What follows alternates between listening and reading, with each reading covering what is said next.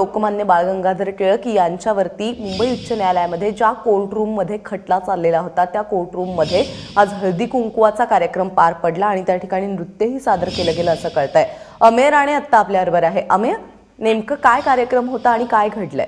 प्राजक्ता, मुंबई हायकोर्टाच्या ज्या ऐतिहासिक वास्तूमध्ये आणि ज्या ऐतिहासिक कोर्टरूम मध्ये लोकमान्य बाळ गंगाधर टिळक यांच्यावर ब्रिटिशांनी जो खटला लढवलेला होता आणि त्या खटल्याची साक्ष म्हणून त्या कोर्टरूमकडे पाहिलं जातं। त्या कोर्टरूमच्या बाहेर लोकमान्यांचा पुतळा आहे। त्या पुतळ्याच्या शेजारी लोकमान्य टिळकांनी जे भगवीत भाषण कोर्टरूम मध्ये केलेलं होतं ते देखील छापलेलं आहे।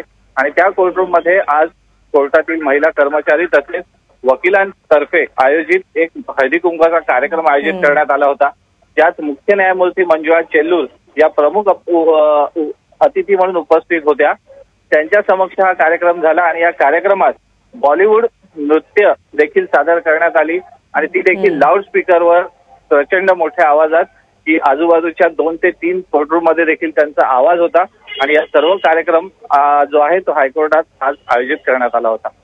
प्राजक्ता, अमेय, धन्यवाद या सगळ्या माहितीबद्दल।